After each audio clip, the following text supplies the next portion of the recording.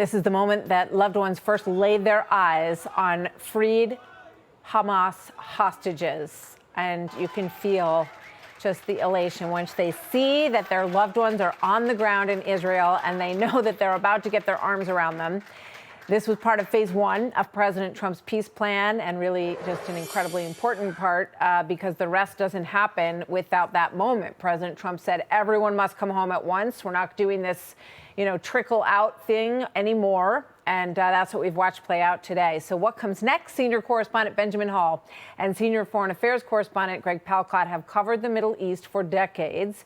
Ben has reported from the front lines in Israel, Syria, Iraq, Afghanistan. Greg has been on the ground in Israel, Gaza, and the West Bank. So it's great to have two of our very best from the region with us this afternoon. Ben, let me start with you. Is this a new moment in the Middle East? What's your assessment? I think we are at a pivotal moment. I really do. And I just hope that the region grabs the opportunities that it's been given. Look, I think back to the last few years when I've been covering the Middle East, and you looked at all the threats that existed there, threats that stopped this possibility of peace happening, whether it was the Iranian regime, the Shia militias, whether it was Hezbollah, Hamas, the Houthis. All of these terror groups have effectively been put onto their knees. And that leads to this opportunity to move forward. You were just saying earlier in the show that this is a moment the region, the young leaders of the region want to change as well. The people of the region want to change as well. So this brutal war of 2 years is now over. The people are home.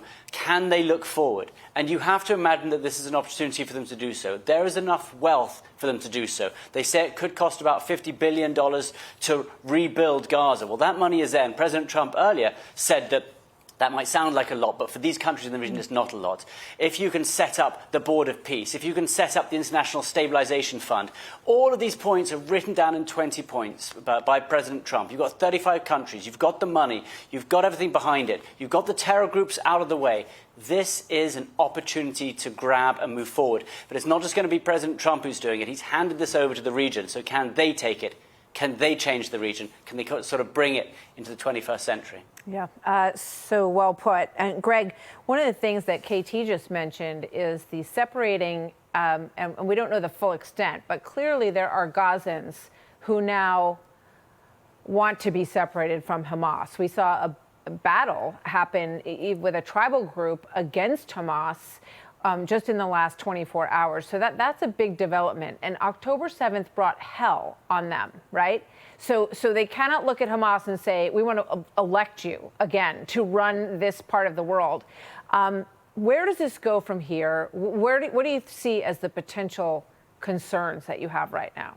Well, first things first, Martha, and following the war for 2 years, the region for over 2 decades, this is a very good day. There are no bombs falling. There are no missiles flying on both sides. Also, the hostages are released. We talked to the wife of one last month, and she begged for her husband to come home. Well, we saw them together. We talked to the brother of twins who were released today. He said they must survive. They have to survive. Well, we saw that they have survived.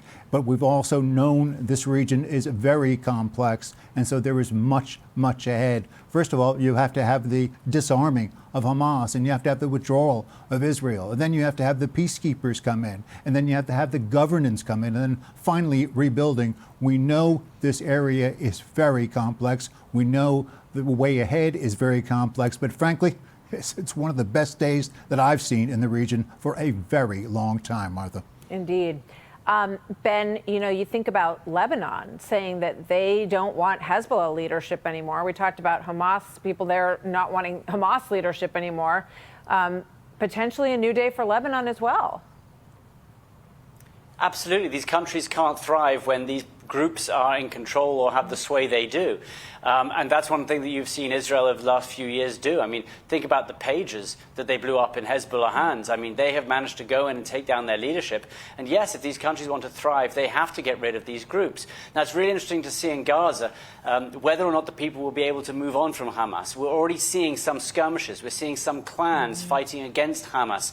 There is an internal security issue right now, and the question is, who will manage to get hold of that?